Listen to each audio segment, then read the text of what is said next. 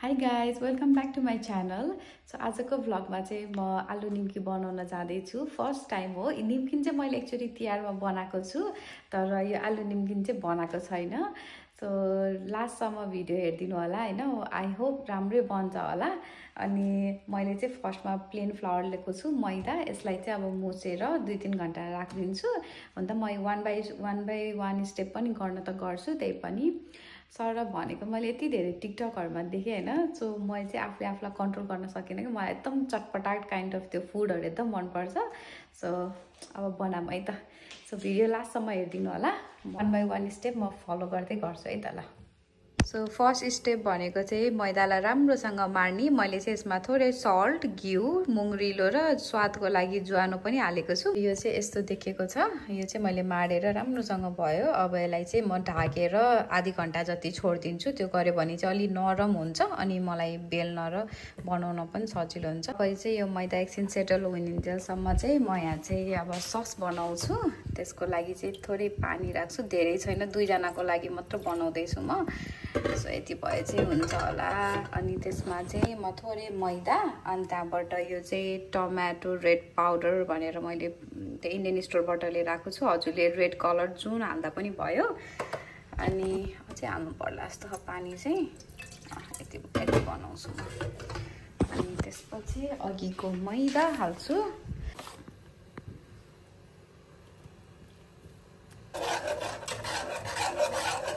यो red colour मेरो थोरै हातमा लाग्यो, यस्तो रेड हुँदो रहेछ है। म त धेरै हालिनँ, म त डर लाग्यो। रेड फुड कलर हाल्दैनौँ है। कडा रातो हुँदो रहेछ त। धेरै हाल्दैछु क्या अब मैले।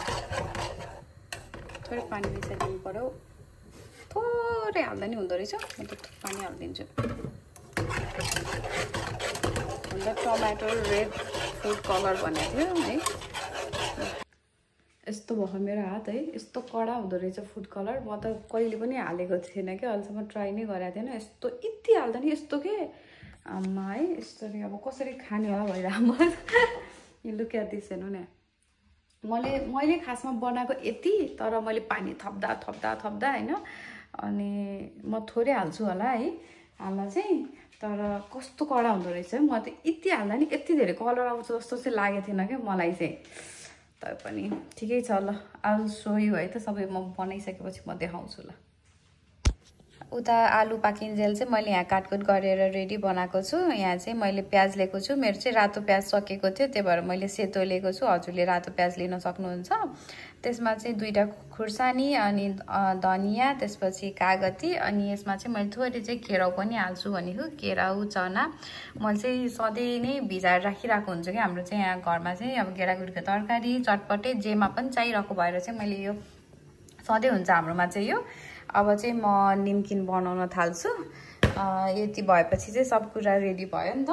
अनि त्यही भएर यहाँ सस पनि रेडी छ। सस चाहिँ मेरो यतिको थिकनेस छ हैन, यतिको कन्सिस्टेन्सी भए पनि हुन्छ होला सायद। अब हजुरले आफैले विचार गरेर हाल्नु होला। यो चाहिँ यतिको भएको छ हैन, एकदम सफ्ट भएको छ। हेर्नु, म चाहिँ अलिकति झुकेर बोल्नु पर्यो। यहाँ चाहिँ यतिको भयो। मैले चाहिँ यही सर्फेसमै गर्न थालेको कि इजी हुन्छ हैन। अनि त्यसपछि यसमा चाहिँ थोरै तेल, अब मैदा पनि लाउन सक्नुहुन्छ हैन, किनभने मैदा लगायो भने अलि फोहोर हुन्छ, अलि सुक्खा हुन्छ। त्यही भएर म चाहिँ तेलै लगाउँछु, सजिलो हुन्छ हैन। यो भएपछि यहाँ यसरी तेल लगाएपछि अनि यसलाई मजाले माड्ने। कस्तो राम्रो हुन्छ है, कस्तो राम्रो भएको छ। तर यो चाहिँ यतिकै पनि चियासँग नि खान मिल्छ, तर आलु निम्किन चाहिँ थोरै ट्राई गर्छु भनेर मेन चाहिँ। अब यो चाहिँ चिया खाजा यसको लागि पनि सजिलो हुन्छ कि। अनि हामी 2 जनालाई एकदम मन पर्छ कि यो चाहिँ। यो चाहिँ मैले अब टुक्रा टुक्रा गरेको छु बेल्न सजिलो हुन्छ भनेर। अनि यो बाँकी रहेको चाहिँ मैले यसलाई ढाकेर राखिदिन्छु, फेरि सुक्खा भएर के अरे ड्राई हुन सक्छ। अब म बनाउन थालेँ है त। जति सक्यो त्यति पातलो बनाउनु पर्छ अरे हैन, किनभने यो पछि आफैमा पनि मोटो हुन्छ अरे। यो मैले चाहिँ त्यहाँ टिकटकमा के अरे युट्युबमा हेरेको, त्यही भएर मैले सकेसम्मको पातलो बनाएको छु। ल अब यसलाई चाहिँ काट्छु है त। म यसरी छड्के गरेर अनि यसरी डायगोनल तरिकाले काट्छु। यो काटेर चाहिँ यस्तो देखियो है। मलाई चाहिँ राम्रो लाग्यो पर्सनली। हजुरलाई चाहिँ कस्तो लाग्यो यो? मलाई चाहिँ राम्रो लाग्यो यो मेरो फर्स्ट एटेम्प्ट गर्दा नि। सो लेट्स सी कस्तो हुन्छ। अरूहरू चाहिँ अब म फ्राई गर्न थाल्छु है। तेल तात्यो। अब यसरी यहाँ यो टाँसे पनि केही नि हुन्न, यो तेलमा गएपछि चाहिँ सबै उस हुन्छ। बिस्तारै हाल्छु म टाँसे हातमा चाहिँ। यो यहाँ टाँसे पनि केही हुँदैन अरे, यो चाहिँ पछि आफै छुट्टिन्छ अरे कि यहाँ तेलमा गएपछि आफै फुल्यो। कस्तो राम्रो भएछ। पहिले आहा अरे कि म फेरि फुलेको कि कस्तो राम्रोसँग मजा लाग्ने कि है। यस्तो मजाले फुलिन्छ है, मजाले आफै छुट्टिँदो रहेछ त। ल गाइस मेरो चाहिँ यस्तो भयो। अब म सबै कुराहरू गरिसकेपछि म देखाउँछु है त। अब बिस्तारै बिस्तारै म यसरी नै बनाउँदै जान्छु अलिअलि। वाउ नाइस, कस्तो मजाले छुट्यो। वा आमा एउटा पनि उस भएन भाइ, एउटा पनि टाँस्दैन। ल मम्मीले जस्तै बनाउन थालेछु मैले पनि। अब यतिको कलर आउँदैछ। अब थोरै एकैछिन राख्छु अनि त्यसपछि म निकालिदिन्छु। रेड हुँदैछ, ब्राउन हुँदैछ। अब त्यसपछि यहाँ चाहिँ मैले त्यो पाकिन्जेल चाहिँ यस्तो गर्थेँ अहिले, किनभने सुइँ निकाल्न सजिलो हुन्छ। मेरो अब सेप चाहिँ बिग्रिँदै गयो, किनभने मैले हतार छिटो गरेछु यता पाक्दै गर्दा। त्यही भएर यहाँ चाहिँ फटाफट गर्दा यस्तो यस्तो भयो। अलराइट हुँदैछ, अझै भयो नि राम्रो बन्दैछ। ल अब यो म निकालिदिन्छु, धेरै कालो भएको राम्रो देखिँदैन फेरि। चाहिँ यति एक डिब्बा भयो, यो यस्तो राम्रो भएको छ। अनि यो पनि यति एक्स्ट्रा चिया खानलाई, खाजालाई यस्तो मिठो लाग्छ यो हामी दुईजनालाई नै। ल अब आलु निम्किनलाई चाहिने इन्ग्रिडियन्टहरू चाहिँ सबै रेडी भयो। यस्तो राम्रो भएको छ नि, यो यस्तो आवाज के कुरुङ कुरुङ है, यस्तो राम्रो भएको छ। यो मजाले फुलेको छ निम्किन पनि। अब म चाहिँ 1 बाई 1 मसलाहरू हाल्दै गर्छु है त, अब ढिला नगरिकन।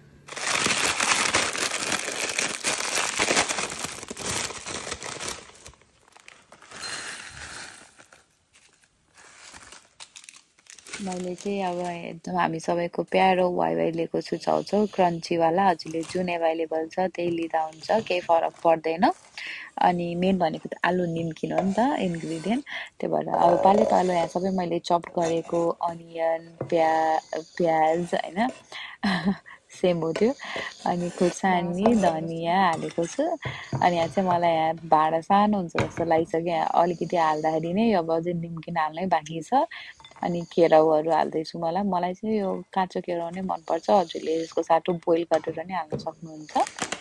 अनि त्यसपछि दालमोट भइहाल्यो। सबै आफूसँग भएको त्यो अब मटर सटर के छ होइन त्यो पनि एड गर्न सक्नुहुन्छ। मसँग चाहिँ नभएर मैले दालमोट हालेको छु। बदामहरू जे हाल्दा नि भयो। अनि यो चाहिँ crunchy main ingredient, main hero भन्छ नि त्यही हो यो। अनि त्यसपछि यो चाहिँ मैले आफैले बनाएको मसला हो। जिरा, धनियाँ र सुकेको खुर्सानीलाई पुरै रोस्ट गरेर पिनेको घरमा।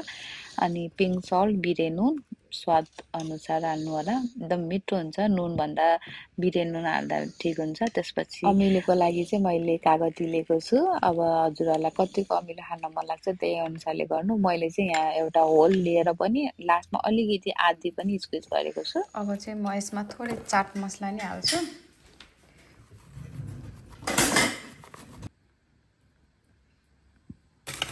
कस्तो दामी देखेर, वाउ कस्तो मिठो बास्ना आयो। अब यो सबै मिक्स राम्रोसँग गरेर म देखाउँछु त।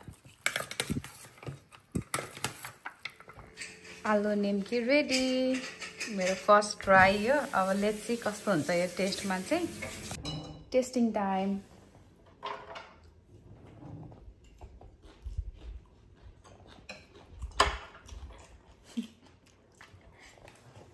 कस्तो भयो? कस्तो भयो? मिठो भयो। मिठो भयो? मुखबाट त्यो क्रन्ची चाहिँ त्यो त आहा क्या अरे। अब म खान्छ र कस्तो भयो। मलाई यस्तो टिकटकहरूमा हेरेर कस्तो भइरहेको थियो होइन। हेरेर मैले आज स्ट्यान्ड पनि राखिनँ क्या, त स्ट्यान्ड भए हुन्थ्यो।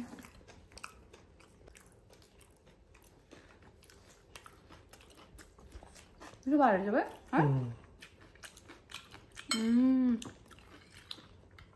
नाइस। गिलो चटपट जस्तो हो। अब माथि पछि त पिरा हालेको होइन, कलर हालेको तिनीहरूले।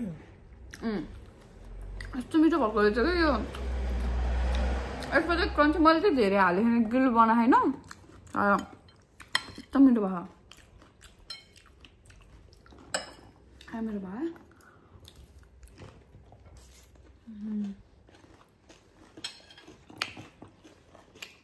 क्रन्ची भएको कि त्यो गरेर कस्तो मिठो भयो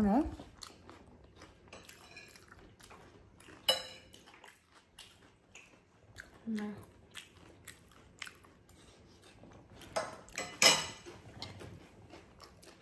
मेहनत चाहिँ काम लाग्यो डर के आगे जीते डर के आगे माउन्टेन ड्यू पैसा हाल्नु पर्छ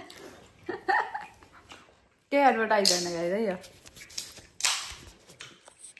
माउन्टेन ड्यू दक्षिण सेलवालको सब्स्क्राइब पनि गर्ने अनि त्यसमा एकाउन्टमा पैसा पनि हाल्दिनु एडभर्टाइज गरेको त मैले एम्बेसेडर बनाएको एम्बेसेडर हजुरलाई बनाउने च्यानल मेरो सब्स्क्राइब वाउ गाइज एकदम मिठो भयो प्लिज हजुरले पनि ट्राई गर्नु होला अनि ट्राई गरेर कस्तो भयो let me know in the comment section okay we are back again stand राखेरै नाइस क्या मिठो भयो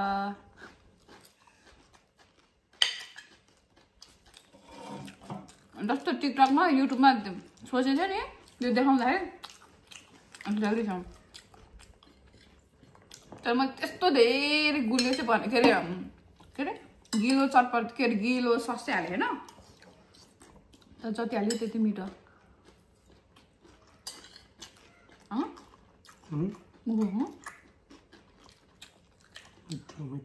खाना मिठो नगर्नु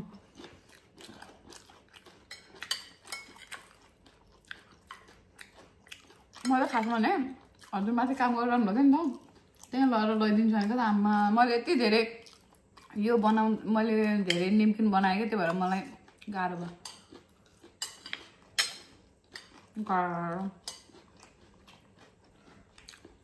थोरै भयो नि त ओरिएन्टेसन गरिदियो सिटी लाहा हो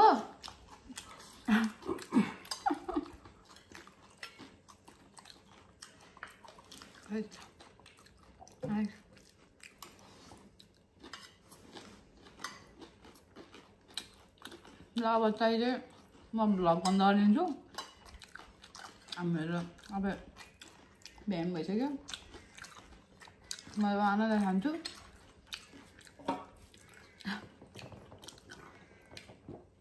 ल गाइस घरमा यसरी नै ट्राई गर्नु होला एकदम मिठो छ वर्थ इट हुन्छ यो पुरै मैले त पुरै मैदा लिएर आएर पिसेर गरेको थिएँ के अरे माडेर चाहिँ गरेको थिएँ लङ प्रोसेस तर मोमोको त्यो उस हुन्छ नि पेस्ट्रीबाट काटेर बनाउँदा पनि झन् इजी हुँदो रहेछ तर अब त्यो मुङ्ग्रिलो घिउहरू हामीले एड गर्छौँ नि त त्यस्तो टेस्ट हुँदैन त्यो चाहिँ तर पनि छोटो मिठोमा गरेर खाँदा चाहिँ मिठो हुँदो रहेछ यो कहिलेकाहीँ स्न्याक्स खाँदा चाहिँ bye bye thank you for watching